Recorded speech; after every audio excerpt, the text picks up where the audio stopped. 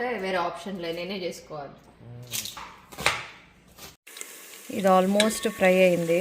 ఇంకొంచెం మీరు ఎక్కడి నుంచి మీకు తెలుగు ఇంత బాగా ఎలా వచ్చని. హాయ్, అందరు ఎలా ఉన్నారు? ఈరోజు మాకు ఉగాది సెలబ్రేషన్ డే 2 అనమాట.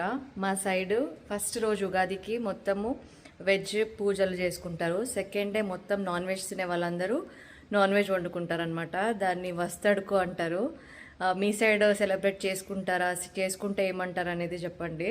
సో క్విక్గా వెళ్ళి మొత్తం ఈరోజైతే నేను చికెన్ దొన్నె బిర్యానీ చేద్దాం అనుకుంటున్నా, కర్ణాటక స్టైల్ది. దాంతోపాటు రైతా ఉంటుంది. ఏంటి ఫుల్ హడావుడి నడిపిస్తున్నావు ఇవాళ పొద్దు నుంచి? మనకి ఈరోజు ఉగాది సెలబ్రేషన్స్ డే 2 కదా. సో మా సైడ్ సెకండ్ డే ఉగాదికి నాన్ వెజ్ చేసుకుంటారు. సో దానికోసం మరి దొన్నె బిర్యానీ వండుతున్నాం. అవునా, మా సైడ్ ఏం ఉండవు అట్లా నాన్ వెజ్. ఉగాదికి నెక్స్ట్ డే మా సైడ్ వస్తడుకు అంటారు, దాన్ని నెక్స్ట్ డే చేసుకుంటారు. మా సైడ్ ఏం ఉండదు. ఉగాది అంటేనే happy new year. Next day non veg, first day మొత్తం veg, next day non veg. మీరు చేసుకుంటారా happy Telugu happy new year? మీరు తెలుగు వాళ్ళా? కర్ణాటక కానీ తెలుగు వాళ్ళమే. మా కర్ణాటకలో కూడా ఉగాది చేసుకుంటారు. ఆంధ్ర, తెలంగాణ, కర్ణాటక ఈ 3 స్టేట్స్ ఉగాది చేసుకుంటుంది. Okay okay. ఏంటి కట్టింగ్ నా జాబ్ కదా? నువ్వు ఆఫీస్ జాబ్లో బిజీ ఉంటే వేరే ఆప్షన్ లే, నేనే చేసుకోవాలి. ఆల్రౌండర్ అంటావు. అవును.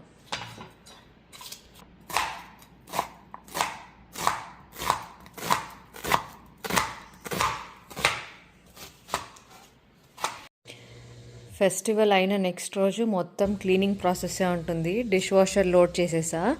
అండ్ మాకు మెయిన్ ఛాలెంజింగ్ పార్ట్ ఏమంటే ఈ వైట్ క్వార్ట్స్ ఉంది కదా, సో అక్కడక్కడ ఇలా మరకలైపోతాయి అన్నమాట. చాలా వరకు అంటే ఇట్లా పసుపు కుంకుమ అవన్నీ మరకలైపోతాయి. ఇలా అన్ని ప్యాచెస్ వస్తాయి అన్నమాట. అంటే ఇంకా ఫెస్టివల్ టైంలో మనం ఏం చేయలేము, డెఫినెట్గా అయ్యే అవుతాయి. కానీ దీనికి క్లీన్ చేయడానికి చాలా వరకు నేను రీసెర్చ్ చేసి మ్యాట్ కూడా వేసుకున్నా. అంటే కుకింగ్ పక్కన ఇక్కడ స్టెయిన్స్ ఏమీ అవ్వద్దు అని, ప్రొటెక్షన్ కోసమని ఇలాంటి మ్యాట్స్ దొరుకుతాయి. దీన్ని నేను ఐ థింక్ అమెజాన్లో ఆర్డర్ చేసుకున్నా. చాలా వరకు హెల్ప్ అవుతుంది. కింద మొత్తం క్లీన్గా ఉంటుంది. దీన్ని మనం తీసి వాష్ చేసేసుకోవచ్చు. ఇలాంటి మరకలు అయినప్పుడు ఏం చేయాలి అని చాలా ఆలోచిస్తే మేము ఎవరితో ఇది ఇన్స్టాలేషన్ చేయించుకున్నామో వాళ్ళకి మేము చెప్పామన్నమాట ఇలాంటి ప్రాబ్లం అవుతుంది అని. అయితే వాళ్ళు అప్పుడు వచ్చి మొత్తం అన్నీ చూసి వాళ్ళు ఈ ప్రోడక్ట్ని సజెస్ట్ చేశారనమాట. Bar keepers friendly soft cleaner అని. ఇది వాళ్ళు సజెస్ట్ చేసినప్పటి నుంచి అసలు మాకు టెన్షనే లేదు. ఇంతకుముందు కొంచెం ఇలా మరకలైపోయినా చాలా టెన్షన్ పడేటోళ్ళం అనమాట. క్వార్ట్స్ కదా, సో ఏదైనా పడినా ఈజీగా అబ్జార్బ్ అయిపోతుంది అండ్ చాలా వరకు పోదు స్టెయిన్. సో వాళ్ళు ఏం చెప్పారంటే దీన్ని కొంచెం ఇలా దాని మీద వేసేసి ఎక్కడైతే మరకలు ఉందో అక్కడ కొంచెం ఇలా స్ప్రెడ్ చేసి ఒక 15-20 మినిట్స్ అది డ్రై అయిపోవాలి మొత్తం. దాని తర్వాత చిన్న స్క్రబ్ లేదంటే క్లాత్ తీసుకొని ఇలా ఎక్కువ ప్రెస్ చేయని అవసరం లే, ఇలా చేస్తే మొత్తం మరకలు వెళ్ళిపోతుంది అని చెప్పారు. నేను చూపిస్తాను మీకు. ఇది కొంచెం డ్రై అవ్వని ఇప్పుడు.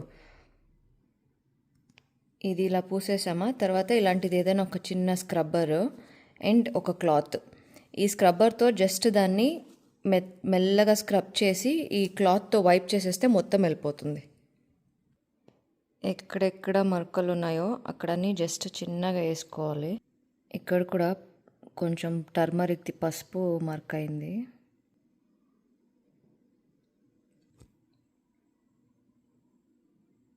జస్ట్ అలా అన్ని దగ్గర ట్యాప్ చేసి ఒక 20 మినిట్స్ వదిలేస్తా. ఒక 20 మినిట్స్ అయింది. ఇప్పుడు చూసారా మొత్తం డ్రై అయిపోయింది. ఇప్పుడు దీన్ని ఇలా స్క్రబ్బర్తో కొంచెం వెట్ చేసుకొని స్క్రబ్ చేయాలి.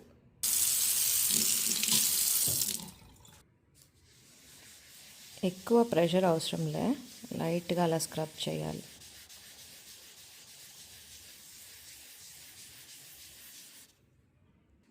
ఇలా మొత్తం స్క్రబ్ చేసుకున్నామా. ఇప్పుడు ఈ క్లాత్ని కొంచెం వెట్ చేసుకొని మొత్తం జస్ట్ ఇలా వైప్ చేస్తే వెళ్ళిపోతుంది.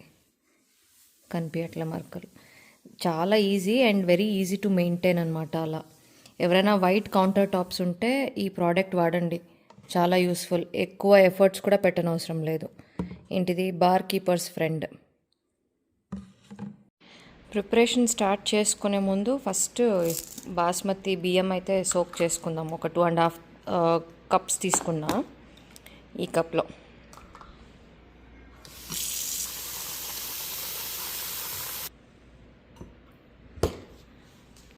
దొన్నె బిర్యానీకి ఈ గ్రీన్ మసాలానే చాలా important. Green chillies, coriander, mint, ginger garlic paste ఇది వేసి ఒక పేస్ట్ చేసుకోవాలి. జింజర్ గార్లిక్ పేస్ట్ ఉన్నింది, పేస్ట్ వేసా. మీరు ఫ్రెష్ ఉంటే ఫ్రెష్ వేసుకుంటే ఇంకా టేస్ట్ బాగుంటుంది. దీంట్లో ఒక 2 టీ స్పూన్ అంత కొబ్బరి పౌడరు లేదంటే పచ్చి కొబ్బరి వేసి గ్రైండ్ చేసి పేస్ట్ చేసుకోవాలి. ఇదే దొన్నె బిర్యానీకి మెయిన్ మసాలా. ఫస్ట్ అయితే పాన్ పెట్టుకొని ఫ్రై చేసేసుకుందాం అన్నీ. ఆయిల్ కొంచెం ఎక్కువనే పడుతుంది. ఇది రైస్కి కూడా సరిపోయేలాగా వేసుకోవాలి ఆయిల్. ఫస్ట్ అయితే ఈ బిర్యానీ మసాలాలన్నీ ఆయిల్లో వేసుకుందాము. ఘాట్ ఎక్కువ కావాలంటే ఇదే మసాలా ఈ గ్రీన్ పేస్ట్లో కూడా కలిపి గ్రైండ్ చేసుకోవచ్చు. నేను అంటే కొంచెం మైల్డ్గా తింటాము అని దాంట్లో వేయలే నేను. ఆనియన్స్, వాటర్ ఉన్నప్పుడు వేస్తే ఇలానే చిమ్ముతుంది. వాటర్ లేకుండా వేయాలి ఆయిల్లో. ఇప్పుడు లైట్గా గోల్డెన్ బ్రౌన్ అయ్యే వరకు ఫ్రై చేసుకోవాలి. ఇది ఆల్మోస్ట్ ఫ్రై అయింది. ఇంకొంచెం గోల్డెన్ బ్రౌన్ వస్తే తర్వాత ఈ గ్రీన్ మసాలా వేసుకోవచ్చు దీంట్లో. చాలామంది యాక్చువల్లీ అడుగుతున్నారనమాట కమెంట్స్లో, మీరు ఎక్కడి నుంచి, మీకు తెలుగు ఇంత బాగా ఎలా వచ్చని.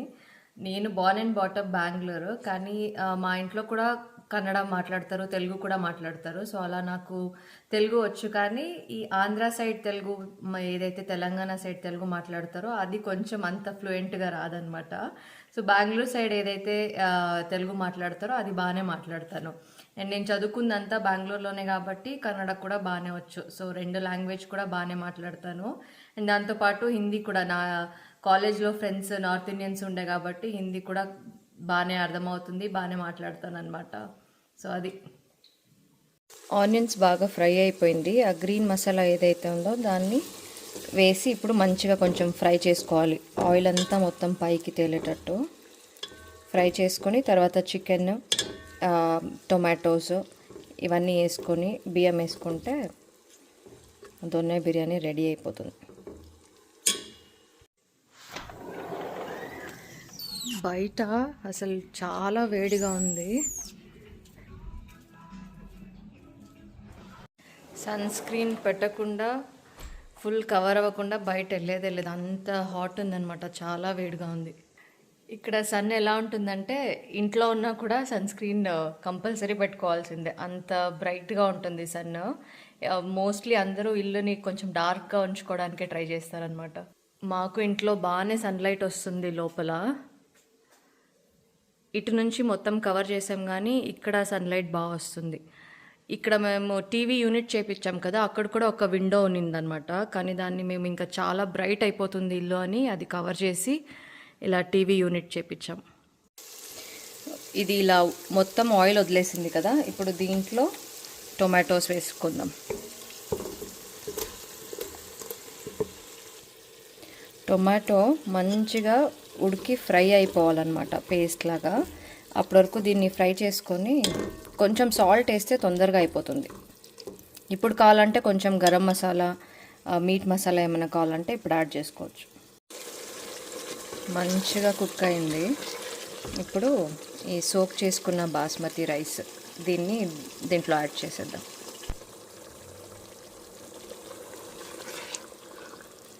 రైస్ యాడ్ చేశాక ఎక్కువ తిప్పొద్దు, జస్ట్ ఊరికే అలా ఒక స్టిర్ చేసి మూత పెట్టేయడమే.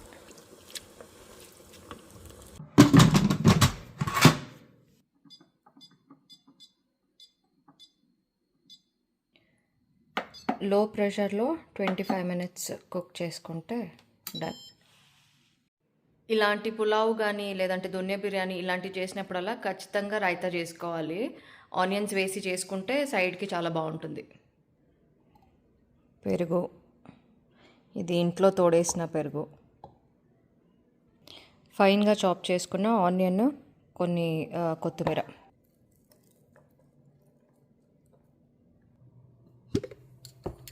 సాల్ట్ వేసి తిప్పేయడమే, అయిపోయింది, డన్.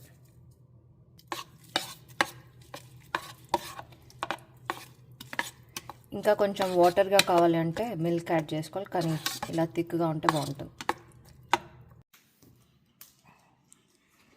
దొన్నె బిర్యానీ అంటే కింద బౌల్ దొన్నె ఉండాలన్నమాట, దాన్ని దొన్నె బిర్యానీ అంటారు. దాంట్లో సర్వ్ చేయడం, మనకి ఇప్పుడు ఆ దొన్నె లేదు కాబట్టి మనం ఆటాకుతోనే బౌల్ చేసేసుకుంటున్నాం. దుప్పని దొన్నె అంటారా మీ దగ్గర? దొప్ప అంటారా? దాన్ని దొన్నె అంటారు. ఇప్పుడు నీకు ఈరోజు దీంట్లోనే ఫుడ్. మేమైతే అలా చేసుకొని కళ్ళు తాగుతాం. ఓకే, మాకు బిర్యానీ, ఈ బిర్యానీ అలానే ఫేమస్ అయింది.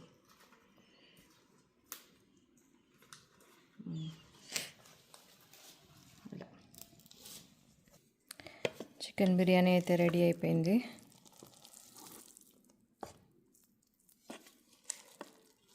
దొన్నె బిర్యానీ విత్ రైతా రెడీ అయిపోయింది.